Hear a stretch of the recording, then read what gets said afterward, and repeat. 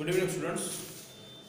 Last લેક્ચરની અંદર આપણે chapter number 13 ઉચ્ચ કક્ષાની વનસ્પતિમાં પ્રકાશ સંશ્લેષણની શરૂઆત કરેલી. પ્રકાશ સંશ્લેષણ વિશે થોડી પાયાની માહિતીઓ લીધેલી હતી અને બે પ્રયોગો જોયેલા હતા. ગઈકાલે જે કંઈ લેક્ચરમાં આપણે સમજેલા એની અંદરથી ખાલી આપણે આટલું સાબિત કરી શક્યા છીએ કે પ્રકાશ સંશ્લેષણ જે છે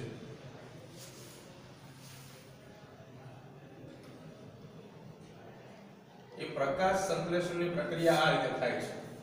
એનું સમીકરણ જે છે એ આપણે કાલે સમજાવેલું હતું કે જેમાં 6CO2 12H2O gives C6H12O6 6H2O 6O2 બને.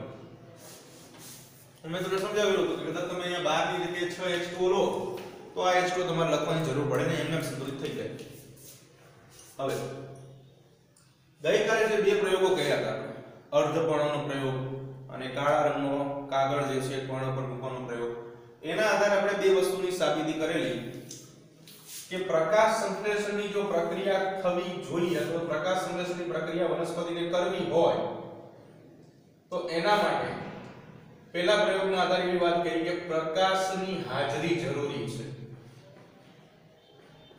અને બીજા પ્રયોગના કારણે એવું સાબિત થયું કે CO2 ની હાજરી જરૂરી છે. પ્રકાશની હાજરી જરૂરી છે સાબિતી ક્યાંથી મળી? તો કે કાળા કાગળના પ્રયોગ ઉપરથી. અને CO2 ની હાજરી જે છે એ અર્ધપર્ણના પ્રયોગ ઉપરથી ખબર પડી કે ભાઈ CO2 પણ હાજર હોવું જરૂરી છે. હજી આપણે બીજા બધી માહિતી જે છે સમીકરણ આપણે લખી નાખ્યું હતું કાલે સમજાવવા માટે કે ભાઈ આવી રીતે ગ્લુકોઝ બને છે, પણ સાબિતી જે છે એ હવે આપણે પ્રાપ્ત કરવાની છે. હજી આપણે આ સમીકરણની અંદર આ એક સમીકરણ સોલ્વ કરતા કરતા આપણે ઘણા બધા ટાઈમ લાગી જશે, ઘણા બધા વૈજ્ઞાનિકો આવશે, બધા વિશે સમજવાનું છે. તો સૌથી પહેલા આવા એક વૈજ્ઞાનિકની વાત કરીએ આપણે. એટલે ટોપિક તમને એવો આપ્યો છે કે બધા અનુપ્રયોગો જે છે એની વાત કરવાની છે. સૌથી પહેલા જોસેફ પ્રિસ્ટલી એની વાત કરીએ. પહેલા વૈજ્ઞાનિક શ્રીમાન જોસેફ પ્રિસ્ટલી. કાર્યકાળ તમને આપેલો છે 1773 થી શરૂ કરીને 1840. આ કાર્યકાળ કહેવાય. એનો સમયગાળો મોટો. તો એમને 1770 માં શ્રેણીબદ્ધ પ્રયોગો કરી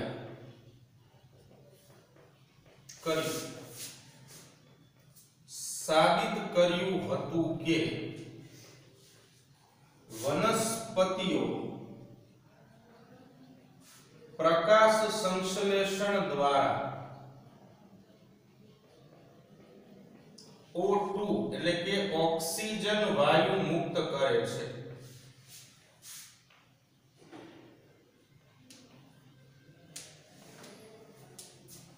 આની સિદ્ધિ. બીજું કે 1774 આજ શ્રીમાન જોસેફ પ્રિસ્ટલીએ ઓક્સિજનની શોધ કરી. ઘણો હોશિયાર વ્યક્તિ હશે. હવેનો પ્રયોગ શું હતો? તો પ્રયોગની અંદર ઉપયોગમાં લીધેલા સાધનો અથવા તો ઉપયોગમાં લીધેલ ચીજ વસ્તુઓ કઈ કઈ? તો જોસેફ પ્રિસ્ટલીએ પોતાના પ્રયોગની અંદર બેલ જારનો ઉપયોગ કર્યો હતો. બેલ જાર. એક મીણબત્તીનો ઉપયોગ કર્યો હતો, એક લીલી વનસ્પતિનો ઉપયોગ કર્યો હતો અને એક જીવંત ઉંદરનો ઉપયોગ કર્યો હતો.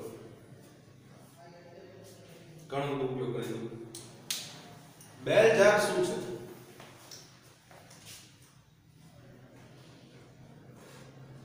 આ બેલ જાર કહેવાય. કાચનું પાત્ર.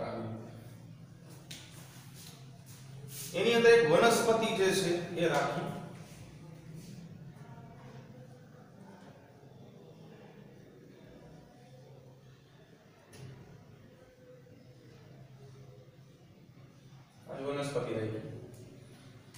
એક મીણબત્તી સળગતી રાખી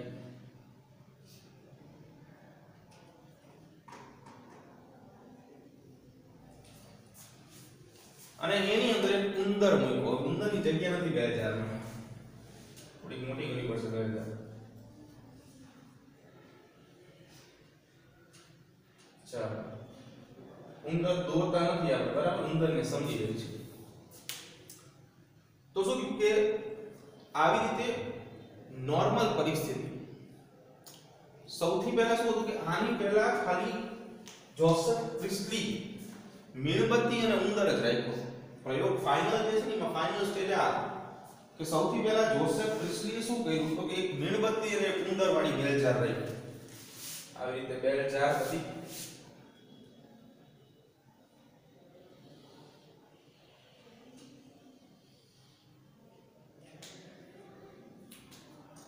એની અંદર એક સળગતી મીણબત્તી રાખી.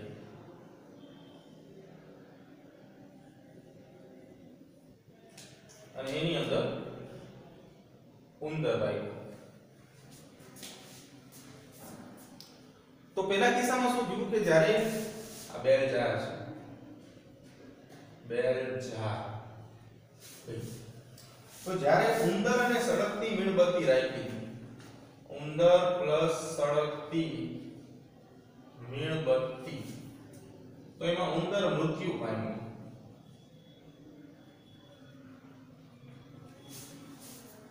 આ પહેલો પ્રયોગ કર્યો, પછી આ બીજો પ્રયોગ કર્યો. ઉંદર કેમ મૃત્યુ પામ્યો? આપણે જાણીએ છીએ, આગલા ધોરણમાં આપણે ભણીને આવ્યા છીએ કે દહન એટલે કે સળગવા માટે ઓક્સિજન જરૂરી છે. એવી જ રીતે પ્રાણીઓને શ્વાસ લેવામાં પણ ઓક્સિજન જરૂરી છે. ઉંદર એક પ્રાણી છે. એટલે જો તમે બેલજાર ઢાંકી દો છો એનો અર્થ એવો થાય નીચેનો ભાગ ખુલ્લો આવે, ઉપરનો ભાગ બંધ આવે, તો બેલજાર ઢાંકી દો છો. ફોર એક્ઝામ્પલ કે મંદિરની અંદર કેમ પેલો ડંકો હોય છે, એ નીચેનો ભાગ કેમ ખુલ્લો હોય, ઉપરનો બંધ હોય. સેમ ટુ સેમ બેલજાર, નામ જ એવી આવ્યું છે બેલજાર, કાચનું સાધન છે. તો જેવું ઢાંકી દઈએ છીએ આપણે તો ઓક્સિજન હવે આવતો નથી અંદર, તો જેના કારણે ઉંદરો મૃત્યુ પામે છે. અને એનું રીઝન છે ઓક્સિજનની અપ્રાપ્યતા. ઓક્સિજન મળતો નથી. હવે જોસેફ પ્રિસ્ટલીએ શું કર્યું, બેલજારની અંદર એક વનસ્પતિ મૂકી દીધી, તો ઉંદર બચી ગયો. એટલે કે જ્યારે ઉંદર પ્લસ એક સળગતી મીણબત્તી અને પ્લસ વનસ્પતિ મૂકી તો ઉંદર જીવંત રહ્યા. શું રીઝન?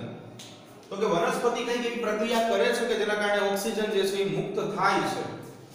એટલે કે આમાં ઓક્સિજન મળતો હતો અને એના કારણે ઉંદરો જીવંત રહ્યા. બરાબર? તો સિમ્પલ એન્ડ સોબર મેથડ થી આપણે સમજી શકાય છે કે છેલ્લું પ્રયોજન જે છે કારણ એવું આવ્યું કે વનસ્પતિઓની હાજરીના કારણે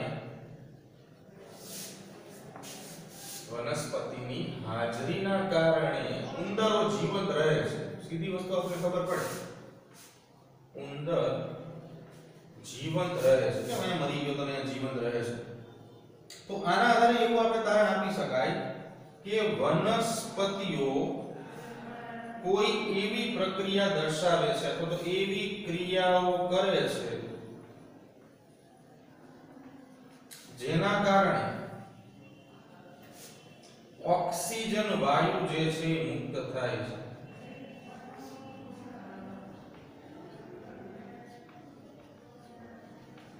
જેથી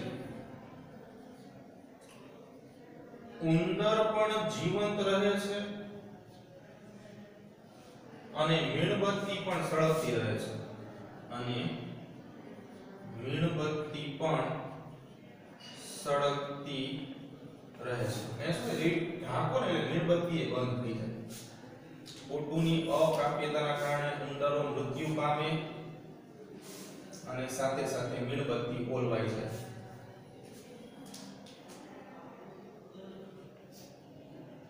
મીણબત્તી ઓલવાઈ જાય. અહીંયા ઉંદર પણ જીવતા રહે અને મીણબત્તી સળગતી રહે. તો કહેવાનો અર્થ એવો થાય કે અહીંયા ક્યાંક ને ક્યાંક ઓક્સિજન મળતો હશે અને અહીંયા ક્યાંક ને ક્યાંક ઓક્સિજન મળતો નથી. ઓકે, તો આ જોસેફ પ્રિસ્ટલીનો ફાળો.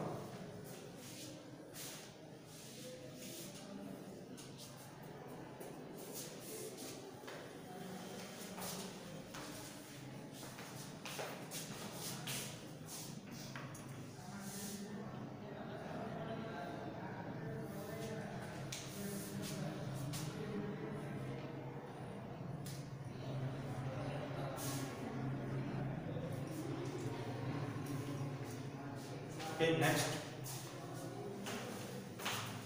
આગળ બીજા વૈજ્ઞાનિકને જોઈએ. જો હવે આના પરથી ત્રીજી સાબિતી આપણને એવી મળી કે ભાઈ પ્રકાશ સંશ્લેષણની પ્રક્રિયા થશે તો ઓક્સિજન તો મુક્ત થવાનો છે. બરાબર? તો ધીરે ધીરે આપણે બધી સાબિતી જે છે પ્રાપ્ત કરતા જઈએ છીએ કે પ્રકાશ સંશ્લેષણ જે છે એ કઈ આવશ્યક ઘટનાઓ ધરાવે છે. હવે આગળ વૈજ્ઞાનિક નવા વૈજ્ઞાનિક આવ્યા કે જે ભાઈ જોસેફ પ્રિસ્ટલીના પ્રયોગ પરથી થોડા પ્રસન્ન થઈ ગયા અને પ્રસન્ન થઈને પોતે પણ પ્રયોગ કરી નાખ્યો. અને એમને પ્રયોગ કરી નાખ્યો એટલે આપણે ભણવો પડશે. જો એ પ્રસન્ન ન થઈ ગયા હોત અને પ્રયોગ ન કર્યો હોત તો આપણે પણ ટોપિકમાં ભણવું પડે. પણ હવે આવી જ ગયા છીએ. ચાલો નેક્સ્ટ વૈજ્ઞાનિક જ્હોન ઇન્જનહાઉસ. બીજા નંબર પર જ્હોન ઇન્જનહાઉસ.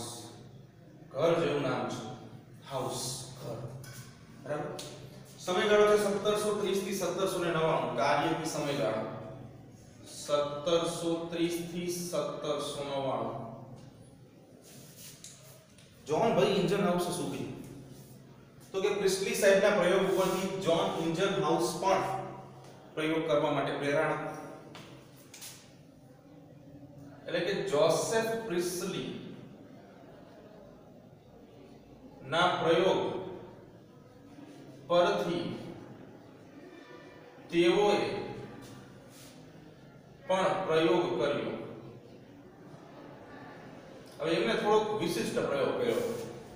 શું પ્રયોગ કર્યો? એમને શું કર્યું કે બેલ, ઝાડ અને વનસ્પતિ આ બધાને લઈને એક વખત સૂર્યપ્રકાશમાં રાખ્યા અને બીજી વખત અંધારામાં રાખ્યા. પ્રિસ્ટલી દ્વારા ઉપયોગમાં લેવાયેલ ઉપકરણોનો ઉપયોગ કર્યો. એટલે કે ખાલી હું અહીંયા ઉપકરણ લખું છું, તમે સમજી જજો. તો આ બધા ઉપકરણો ને એક વખત પ્રકાશમાં રાખ્યા અને બીજી વખત આ બધા ઉપકરણો જે છે એને અંધકારમાં રાખ્યા. તો ઉપકરણો જેને પ્રકાશમાં રાખ્યા હતા એ સમયે ઉંદર જીવંત રહ્યો અને મીણબત્તી સળગી. પણ અંધારામાં હતા એમાં ઉંદરે મરી ગયો અને મીણબત્તી ઓલવાઈ ગઈ. એટલે ઉંદરના જીવનનો દીપક પણ મીણબત્તીની સાથે ઓલવાઈ ગયો. ઉંદર જીવંત રહ્યો અને મીણબત્તી સળગતી રહી.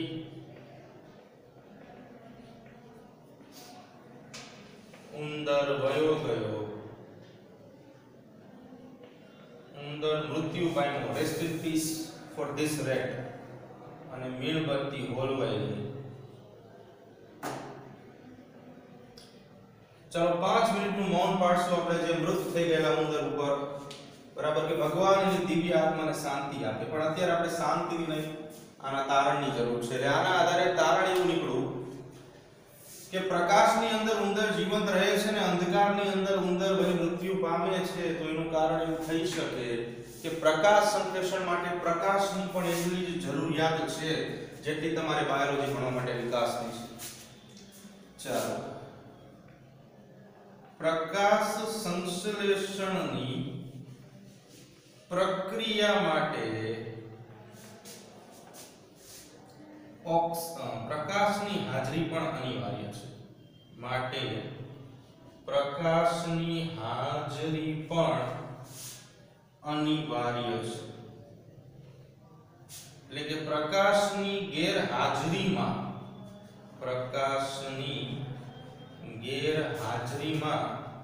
પ્રકાશ સંશ્લેષણની પ્રક્રિયા થઈ શકતી નથી. પ્રકાશ સંશ્લેષણની પ્રક્રિયા થઈ શકતી નથી. જ્હોન ઇન્જનહાઉસે અહીંયા સુધી તારણ આપી દીધું, બરોબર હતું, આપણે સ્વીકારી પણ લીધું કે ભાઈ જ્હોન ઇન્જનહાઉસ જે છે ભાઈ સાચા છે, પણ જ્હોન ઇન્જનહાઉસને હજી પણ સંતોષ ન, એટલે હજી બીજો એક પ્રયોગ કર્યો. બરાબર, શું પ્રયોગ કર્યો? તો જલીય વનસ્પતિ ઉપાડી દીધી જ્હોન ઇન્જનહાઉસે. સંતોષી નર સદા સુખી, પણ જ્હોન ઇન્જનહાઉસને ખબર નહીં આપણા પ્રતિ શું એવી ખરાબ લાગણીઓ હશે.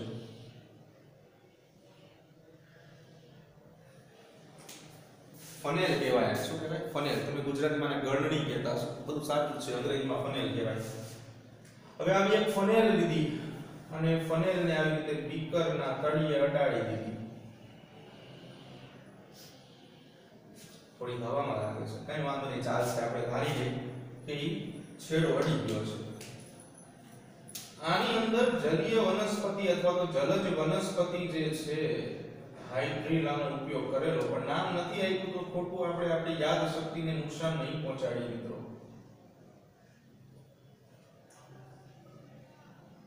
જલજ વનસ્પતિ હોય તો એને પાણીમાં રાખવી પડે.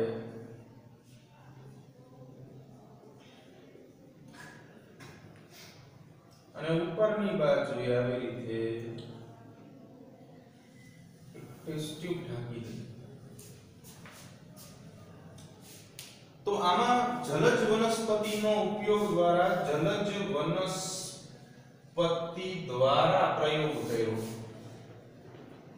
પ્રયોગ કરી ફરી વખત એક વસ્તુ સાબિત કર્યું કે પ્રકાશ સંશ્લેષણ માટે પ્રકાશની હાજરી અનિવાર્ય છે.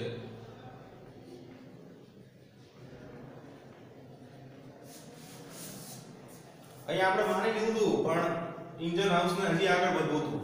તો ભાઈ શું પ્રયોગ કર્યો? તો કે એક જલીય વનસ્પતિ લીધી. આ જલીય વનસ્પતિને એક વખત પ્રકાશમાં રાખી અને એક વખત અંધકારમાં રાખી. જે જલજ વનસ્પતિ પ્રકાશમાં હતી એ વધારે માત્રામાં પરપોટાઓ મુક્ત કરતી હતી. વધુ માત્રામાં પરપોટાઓ મુક્ત કરતી હતી. અને જે અંધકારમાં હતી એ ખૂબ જ ઓછી માત્રામાં પરપોટાઓ ઉત્પન્ન કરતી હતી. પરપોટાઓને નામે શું લેવા દેવા છે? પરપોટાઓ ઓક્સિજનના છે. એટલે એમ કહી શકાય કે આ પરપોટાઓ જે છે એ ઓક્સિજન વધુ માત્રામાં મુક્ત કરે અને આ ઓક્સિજન ઓછી માત્રામાં મુક્ત કરે. એટલે કે પ્રકાશ સંશ્લેષણ માટે અગત્યનું પરિબળ બનશે. બરાબર.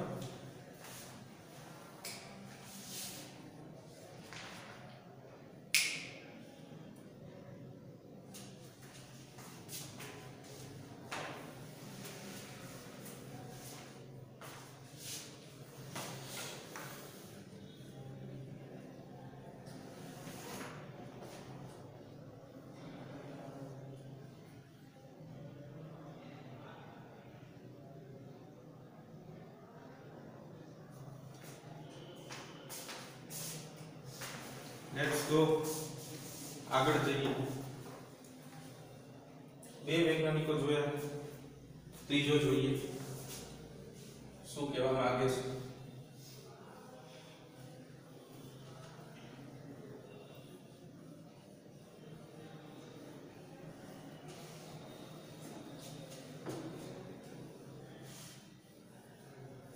ઘણીવાર આપણને એવું થવું જોઈએ કે આ બધું અમે સ્વીકારવા તૈયાર જ છીએ કે ભાઈ પ્રકાશની જરૂર છે, ક્લોરોફિલની જરૂર છે, ઓક્સિજનની જરૂર છે. આવા લાંબા પ્રયોગો દ્વારા શા માટે અમને હેરાન કરો છો?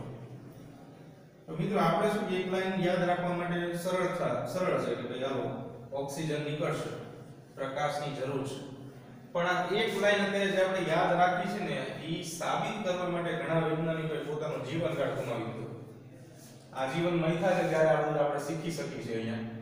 એટલા માટે એની યાદમાં આપણે ખાલી ભણી તો શકી, બરાબર? આપણે શોધવું નથી કઈ, પણ એની યાદમાં આપણે ભણી તો શકાય. ચાલો આગળ જોઈએ Julius von Sachs. Number 3 Julius von Sachs. તો બધા વિદેશી વૈજ્ઞાનિકો મહેનત કરવાના, એટલે આપણે આજના સમયમાં થોડાક એવા અઘરા શબ્દો યાદ રાખવા પડશે. એ વખતે કદાચ આપણે ભારતીયોએ કદાચ શોધ કરી હોત તો નામ થોડાક સહેલા રહે, કનુ મનુ એવા રહે, પણ હવે કઈ વાંધો નહીં. થોડુંક નામ મોટું છે, જુલિયસ વોન સેચ. આમણે એવું સાબિત કર્યું કે પ્રકાશ સંશ્લેષણની નિપજ જે છે એમાં શર્કરા પ્રાપ્ત થાય. પ્રકાશ સંશ્લેષણની પ્રક્રિયાથી શર્કરાની પ્રાપ્તિ થાય છે. એટલે કે શર્કરા જે છે, સુગર, એ પ્રકાશ સંશ્લેષણની નિપજ છે. પ્રકાશ સંશ્લેષણની નિપજ છે. જે મુજબ સમીકરણ આપણે જોઈ લીધું છે કે ગ્લુકોઝ પ્રાપ્ત થાય છે. સમીકરણ સૌથી પહેલા લખાવવાનું કારણ હતું કે તમે જે કાંઈ વૈજ્ઞાનિકો કે એ સમજી શકો અને તમે કહી શકો ના સાચું છે, આમાં કઈ ગોળું ગપ્પું નથી. શર્કરાની પ્રાપ્તિ થાય છે પ્રકાશ સંશ્લેષણની પ્રક્રિયાથી. જે મુજબ ગઈકાલે વાત કરી હતી કે ભાઈ પહેલા ગ્લુકોઝ બને છે. પોલિમરાઇઝેશનની પ્રોસેસ ગુજરાતીમાં જેને આપણે બહુલીકરણ કહીએ છીએ, અને ચેપ્ટર નંબર 9 જૈવ અણુઓ બાયોમોલિક્યુલ્સ ની અંદર આપણે બધું ભણી ગયા છીએ કે ગ્લુકોઝ જે મોનોસેકેરાઇડ છે એ કેવી રીતે પોલિસેકેરાઇડમાં કન્વર્ટ થાય છે, રૂપાંતરિત પામે છે. તો પ્રકાશ સંશ્લેષણ દ્વારા શર્કરાની પ્રાપ્તિ થાય છે, આવું કીધું જુલિયસ વોન સેચ. સાથે સાથે એમને એવું પણ કીધું કે આ પ્રક્રિયા કરવા માટે હરિત દ્રવ્ય એટલે કે ક્લોરોફિલની જરૂર પડે છે. ક્લોરોફિલ જોશો, એના વગર તો થશે નહીં. અને ક્લોરોફિલ એટલે કે જે હરિત દ્રવ્ય છે એ કોષની કોઈ ચોક્કસ અંગિકામાં જોવા મળશે. કોઈ ચોક્કસ અંગિકામાં જોવા મળશે. તો આના આધારે બે વસ્તુની સાબિતી થઈ કે પ્રકાશ સંશ્લેષણની પ્રક્રિયા જો પૂરી થાય તો એન્ડમાં આપણને સુગર જે છે એટલે કે શર્કરા જે છે પ્રાપ્ત થશે, અને આ સુગર પ્રકાશ સંશ્લેષણની અંતિમ નિપજ છે. અને આ પ્રક્રિયા કરવા માટે જરૂર કોની પડશે? હરિત દ્રવ્યની પડશે, એટલે કે ક્લોરોફિલ. અને આ હરિત દ્રવ્ય જે છે એ ક્યાં જોવા મળશે? તો કે કોઈ ચોક્કસ વિશિષ્ટ અંગિકા જેવી કે હરિત કણ. સુગર શર્કરા જે ક્રિએટ થાય છે ગ્લુકોઝ છે, જાણીએ છીએ આપણે, બરાબર છે, જે છેલ્લે ખબર પડશે, પણ અત્યારે આપણે લખી છે શર્કરા જે બને છે એ છે C6H12O6. ગ્લુકોઝ જે છે એ બનશે, બરાબર? ઓકે, ચાલો હવે આગળ જઈએ. TW એન્જલમેન થોડા સારા માણસ હતા, અહીંયા સુધી તે વાત ચાલુ રાખી. TW એન્જલમેન પરિયોના માણસ હતા, એન્જલ, બરાબર? તો ચાલો અમે શું કર્યું? તો ચાલો થોડુંક ભૂતકાળનું નોલેજ આપણને કામ આવશે. જારક બેક્ટેરિયાના માધ્યમમાં ગ્રીન આલ્ગી અને ક્લેડોફોરા ઉપર પ્રકાશ વર્ણપટનો અભ્યાસ કર્યો. જારક માધ્યમ ઉપર ગ્રીન આલ્ગી એટલે કે લીલી લીલ અને ક્લેડોફોરા આ લીલ છે. અભ્યાસ જે છે એ કયો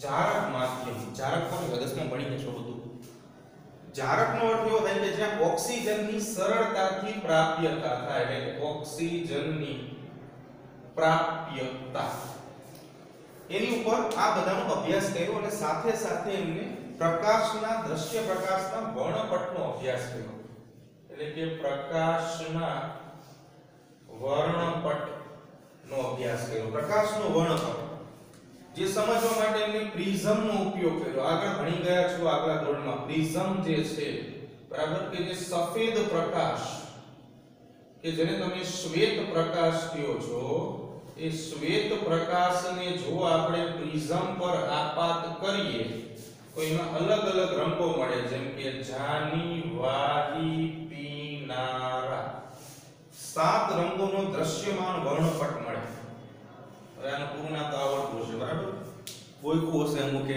આ સૂત્ર ઉપરથી પણ જાની વારી પીનારા બરાબર એટલે પ્રિઝમ ઉપર શ્વેત પ્રકાશ આપાત કરીને આ બધી પ્રક્રિયા કરી અને પ્રકાશના વર્ણપટનો અભ્યાસ કર્યો બીજું કે આ બેક્ટેરિયા જે છે એનો ઉપયોગ ખાસ કરીને એટલા માટે કર્યો હતો કે ઓક્સિજન વિશેની માહિતી પ્રાપ્ત થાય બેક્ટેરિયાનો ઉપયોગ ઓક્સિજનની માહિતી પ્રાપ્ત કરવા માટે કર્યો હતો ક્યાંથી ઓક્સિજન રિલીઝ થાય છે ક્યાં ઓક્સિજન પહોંચે છે આ બધી જાણકારી મેળવવા માટે એનો ઉપયોગ કરેલો હતો અને જે જારક માધ્યમ છે એ જારક માધ્યમ બેક્ટેરિયાનું માધ્યમ બેક્ટેરિયલ માધ્યમ જે છે એની અંદર આખી પ્રોસેસ જે છે એ કરેલી હતી બરાબર બીજું કે એમને એવું જાણવા મળ્યું કે જે જારક બેક્ટેરિયા કે જે ઓક્સિજન સ્વીકારી લે છે જારક બેક્ટેરિયા લાલ રંગ પાસે સૌથી વધારે એકત્ર થયા લાલ રંગ પાસે સૌથી વધુ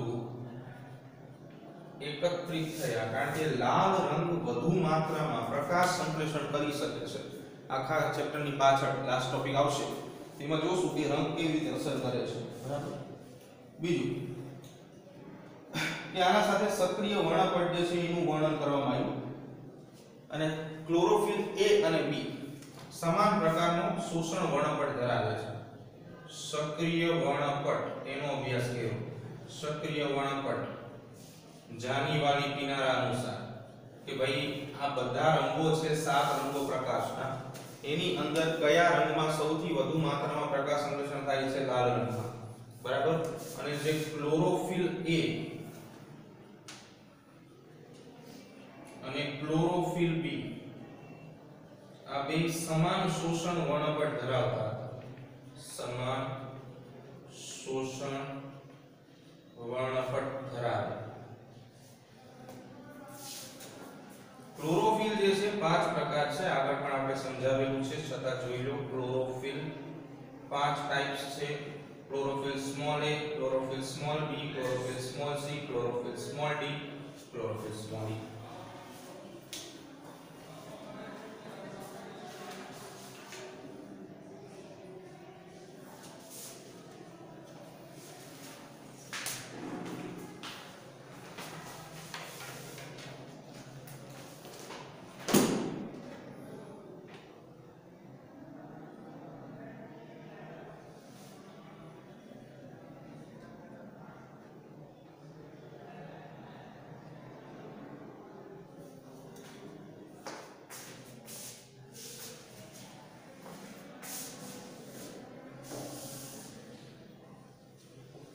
ચલો હવે અહીંયા સુધી આપણે બધું સમજાય કે આ બધું થાય છે આગળ વાત કરીએ કે જે મુજબ 4 વૈજ્ઞાનિકોનો ફાળો જોયો તો આ બધાએ 19મી સદી પહેલા જે છે બધી માહિતીઓ જે છે એકત્ર કરી એટલે હવે 19મી સદી સુધીની અંદર 19મી સદી સુધી મોટા ભાગે પ્રકાશ સંશ્લેષણ માટેની માહિતીઓ જે છે એ દરેક વૈજ્ઞાનિકો સુધી પહોંચી ગઈ હતી અને જે પ્રબળ શોધો થતી હતી એના આધારે પ્રકાશ સંશ્લેષણ વિશેનું ઘણું નોલેજ જે છે એ પણ પ્રાપ્ત થઈ ચૂકેલું હતું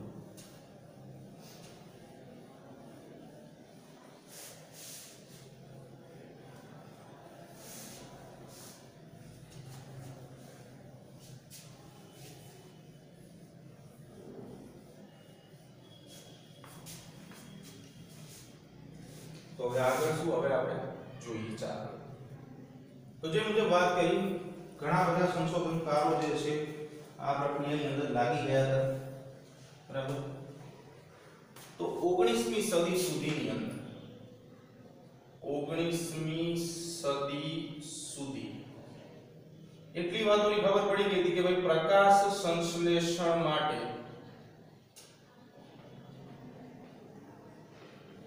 CO2 ની જરૂર પડશે પ્રકાશની જરૂર પડશે આ બધું જે છે એ જરૂરી છે સાથે સાથે એ પણ માહિતી મળેલી હતી કે શર્કરા જે છે એ પ્રકાશ સંશ્લેષણની નિપજ છે ક્ષણની નિપજ છે અથવા તો અંતે જે છે શર્કરાઓ જે છે એ પ્રાપ્ત થશે એટલે એક સામાન્ય સમીકરણ જે છે એ વખતે આપવામાં આવ્યું સામાન્ય સમીકરણ પ્રકાશ સંશ્લેષણનું બરાબર તેમાં એવું દર્શાવ્યું હતું કે CO2 H2O gives પ્રકાશ CH2ON O2 એટલે કે કાર્બન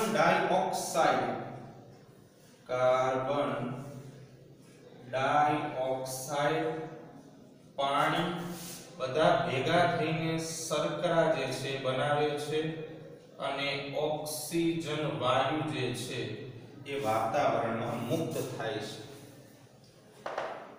છે જે પ્રકાશ છે એ અહીંયા જરૂરી છે શર્કરાનું સામાન્ય સૂત્ર આપ્યું છે તમને સમજાવીશ કે આમાંથી આપણે ગ્લુકોઝ કેવી રીતે પ્રાપ્ત કરી શકાય બરાબર તો 19મી સદી સુધીની અંદર આટલી જે છે એ માહિતી જે છે એ પ્રાપ્ત થઈ બરાબર ઓકે હવે કોર્નેલિયસ વાન નીલ પાંચમા વૈજ્ઞાનિક હતા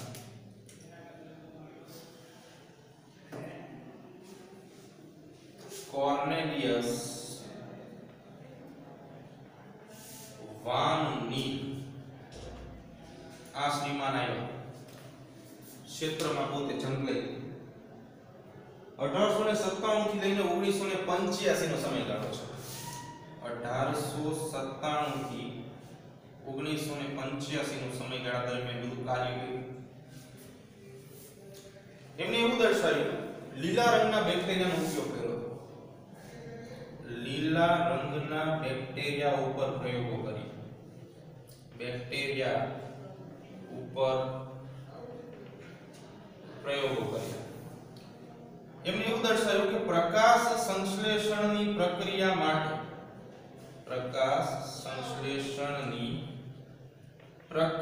માટે પ્રકાશની હાજરી અનિવાર્ય છે પ્રકાશ સંશ્લેષણની પ્રક્રિયા માટે પ્રકાશની હાજરી જે છે એ અનિવાર્ય છે બીજું એટલે કે પ્રકાશ સંશ્લેષણ પ્રકાશ આધારિત પ્રક્રિયા છે પ્રકાશ સંશ્લેષણ જે છે શું છે પ્રકાશ આધારિત પ્રક્રિયા છે એટલે સાચા મુદ્દાઓ તરફ જે છે એ વાન નીલ આગળ વધ્યા છેલ્લે એમને એક વિધાન આપ્યું છે જે અગત્યનું વિધાન છે કે યોગ્ય ઓક્સિડાઇઝેબલ સંયોજનમાંથી પ્રાપ્ત થતા હાઇડ્રોજન કાર્બન ડાયોક્સાઇડનું રિડક્શન કરે છે યોગ્ય ઓક્સિડાઇઝેબલ સંયોજનમાંથી પ્રાપ્ત થતા હાઇડ્રોજન કાર્બન ડાયોક્સાઇડનું રિડક્શન કરે છે જેથી શર્કરા પ્રાપ્ત થાય છે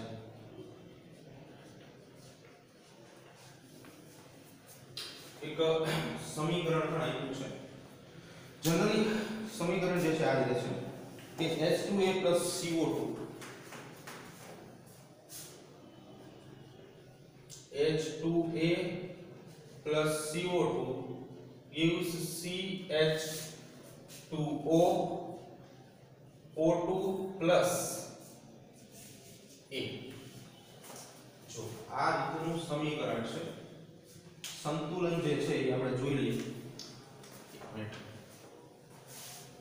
A plus H2O અહીંયા 2 અહીંયા બી 2 એટલે આપણું સમીકરણ એવું છે 2H2A plus CO2 gives CH2O A 2A and H2O એટલે કે પ્રકાશની હાજરીમાં પ્રક્રિયા થાય છે. તો એ વખતે શું છે કે સંયોજનો વિશેની માહિતી જે છે પૂરતી માત્રામાં નથી, જે મુજબ આ 19મી સદીમાં સામાન્ય વાત થઈ. તો અહીંયા જોઈએ કે અહીંયાનો જે આ હાઇડ્રોજન છે એ આ કાર્બન ડાયોક્સાઇડ સાથે પ્રક્રિયા કરીને શું બનાવે છે? CH2O બનાવે છે. લાઈક ધીસ અહીંયાથી અહીંયા જાય છે. બરાબર? એટલે આવી રીતે શર્કરા જે છે એ પ્રાપ્ત થાય છે એવું કોર્નેલિયસ સ્વાન લીએ જણાવ્યું.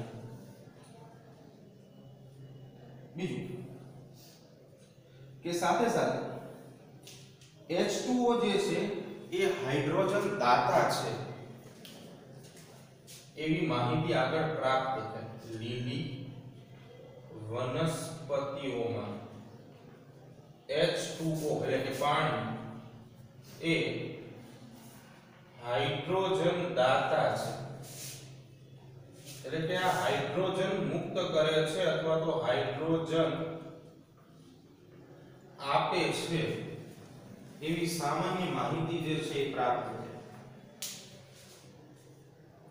બીજું કે જ્યારે પાણી હાઇડ્રોજન આપી દે છે તો H2O જે છે H2O જ્યારે હાઇડ્રોજન મુક્ત કરે છે ત્યારબાદ મળતો ઓક્સિજન જે છે એ મુક્ત થાય છે અને આથી પ્રકાશ સંશ્લેષણની પ્રક્રિયા દ્વારા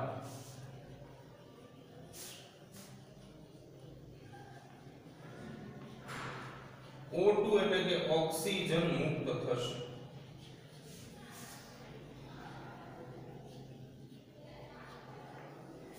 બરાબર?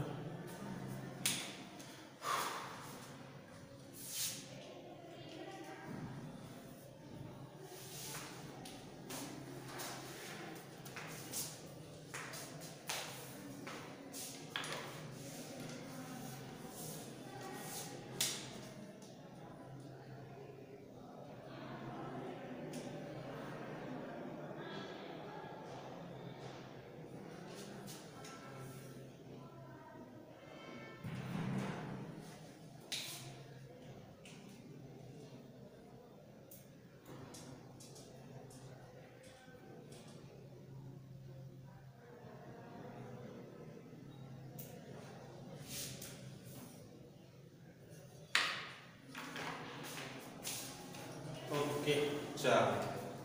આ છેલ્લા મુદ્દાની સાથે સાથે થોડો એક મુદ્દો આપણે આગળ પણ સમજવાનો છે. તો શું કહેવા માંગે છે આ મુદ્દો? જો છેલ્લે આપણે કીધું કે જે હાઇડ્રોજન દાતા તરીકે ઘટક જે છે એ શું છે? પાણી છે. H2O જે છે એ હાઇડ્રોજન દાતા છે. હવે આ તો વાત બરોબર છે, પણ આપણે આગળ એક મુદ્દો લખ્યો છે કે ભાઈ આ વસ્તુ લીલી વનસ્પતિ માટે છે. કોના માટે છે? લીલી વનસ્પતિ માટે. આખો મુદ્દો એવો લખ્યો છે કે આની પ્રોસેસ પૂરી થાય એટલે H2O માંથી ઓક્સિજન મુક્ત થાય છે. છેલ્લો મુદ્દો રાખીશું, થોડું ધ્યાન આપજો. શું કીધું છે? લીલી વનસ્પતિ માટે H2O જે છે એ હાઇડ્રોજન દાતા છે. પણ જ્યારે આપણે વાત કરીએ છીએ જાંબલી અને લીલા સલ્ફર બેક્ટેરિયાઓ, જાંબલી અને લીલા સલ્ફર બેક્ટેરિયામાં H2S હાઇડ્રોજન સલ્ફાઇડ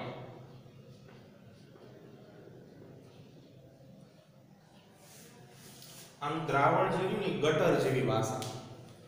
વધુ પડતું દ્રાવણ જો સૂકવવામાં આવે તો એની સુગંધથી માથું દુખે. કેમિસ્ટ્રીમાં તમે ભણશો. અમુક એવા દ્રાવણો છે કે જેની સુગંધ ન લેવાય. ફોર એક્ઝામ્પલ એસિટિક એસિડ, માથું જળવા લાગે. બરાબર?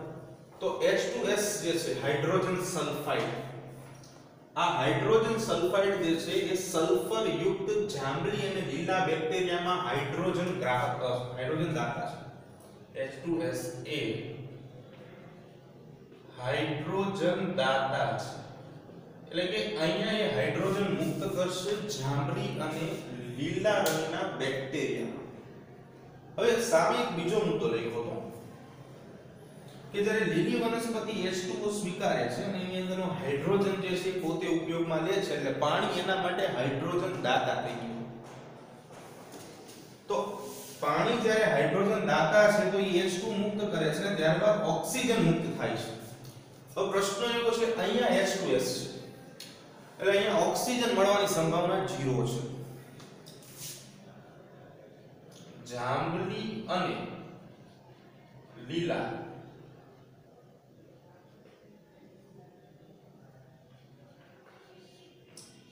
આ બંને બેક્ટેરિયામાં H2S જ્યારે હાઇડ્રોજનનું દાન કરે છે ત્યારે અથવા તો ત્યારબાદ સલ્ફર કે સલ્ફેટ મુક્ત થાય છે.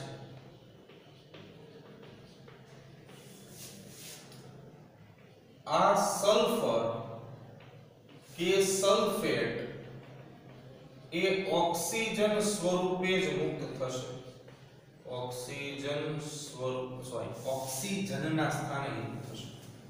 ઓક્સિજનના સ્થાને મુક્ત થશે એટલે કે જે અહીંયા ઓક્સિજન નહીં નીકળે પણ એની જગ્યાએ સલ્ફર કે સલ્ફેટ જે છે એ સ્વતંત્ર રીતે છૂટો પડશે જાંબલી અને લીલા સલ્ફર ધરાવતા બેક્ટેરિયાની અંદર. ચાલો ઘણી બધી માહિતીઓ જે છે પ્રાપ્ત કર્યા બાદ પ્રકાશ સંશ્લેષણનું અંતિમ સમીકરણ જે છે એ દુનિયા સમક્ષ રજૂ કરવામાં આવ્યું કે જે તમે અત્યારે ભણો છો. તે સમીકરણ શું છે એ જોઈએ. ઘણી બધી પ્રક્રિયાઓ કરી અને એના આધારે અંતે પ્રકાશ સંશ્લેષણનું અંતિમ સમીકરણ રજૂ થયું. તો એ અંતિમ સમીકરણ પ્રકાશ સંશ્લેષણનું શું છે ચાલો હવે એને જોઈએ.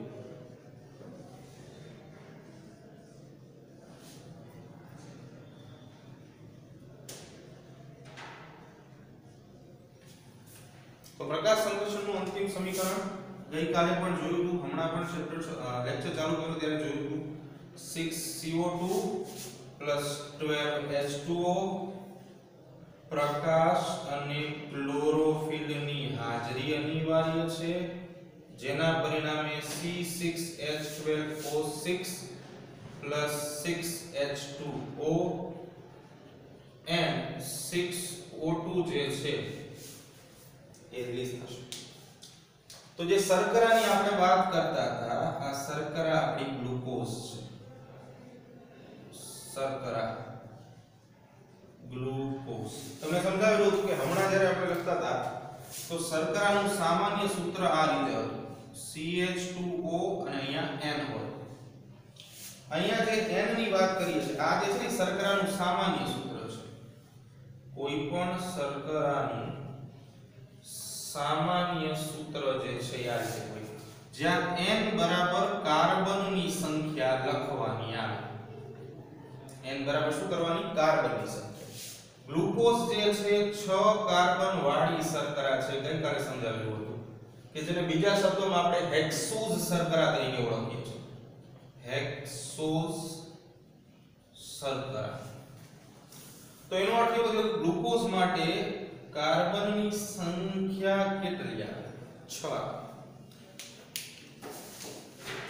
તો એટલા માટે હવે આપણી પાસે જો આવું સૂત્ર હોય તો n બરાબર એની અંદર 6 મૂકી n = 6 તો હવે સમીકરણ આવું થઈ જાય 6 = 6 પેલા c સાથે ગુણા એટલે 1 છે એટલે c6 H સાથે 2 છે એટલે H12 O સાથે કંઈ નથી એક કહેવાય C6 તો આ બની ગયું આપણું ગ્લુકોઝ એટલે કે હેક્સોઝ શર્કરા કે જે 6 કાર્બન ધરાવે છે બીજું કે જે મુજબ આપણે વાત કરી કે જે ઓક્સિજન મુક્ત થાય છે એ ખરેખર પાણીમાંથી થાય છે એના માટે આપણે એક રેડિયોએક્ટિવ સંસ્થાનિકનો ઉપયોગ કર્યો છે રેડિયોએક્ટિવ ઘટકનો ઉપયોગ તો અહીંયા આપણે જે રેડિયોએક્ટિવ ઘટકનો ઉપયોગ કર્યો છે એ છે O18 ઓક્સિજનનો રેડિયોએક્ટિવ ઘટક છે O18 બરાબર જે રેડિયોએક્ટિવ સંસ્થાનિક પણ કહેવામાં આવે છે અને એના આધારે આપણે સાબિત કરવાનું છે કે ઓક્સિજન જે છે એ ઓક્સિજન પાણીમાંથી મુક્ત થશે બરાબર છે અન્ય ઘટકમાંથી મુક્ત નહીં થાય તો શું કર્યું છે બહુ જ ઈઝી છે આપણે જે CO2 જે સમીકરણ છે ને 6CO2 12H2O gives C6H12O6 plus 6H2O plus 6O2 આ સમીકરણ હવે જે વાત કરી કે આપણે રેડિયોએક્ટિવ સંસ્થાનિક વાપર્યો છે ઓક્સિજનનો રેડિયોએક્ટિવ સંસ્થાનિક કહેવાય ઓક્સિજનનો રેડિયોએક્ટિવ સંસ્થાનિક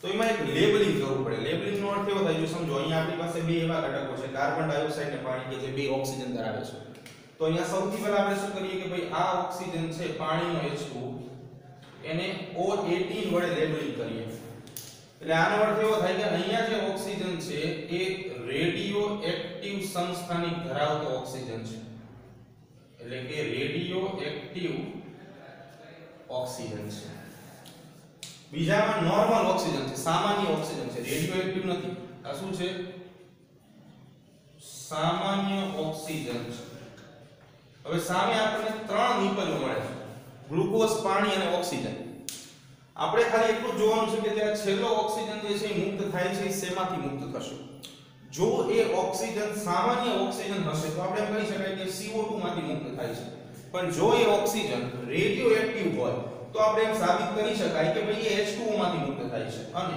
પ્રયોગના અંતે એવું જાણવા મળ્યું કે ખરેખર આ ઓક્સિજન જે છે એ રેડિયોએક્ટિવ હતો મુક્ત થતો ઓક્સિજન કયો હતો રેડિયોએક્ટિવ ઓક્સિજન હતો અને આ રીતે આપણે સાબિત કરી શકાય છે આથી સાબિત કરાય છે કે મુક્ત થતો O2 અથવા તો ઓક્સિજન પાણીમાંથી મુક્ત થાય છે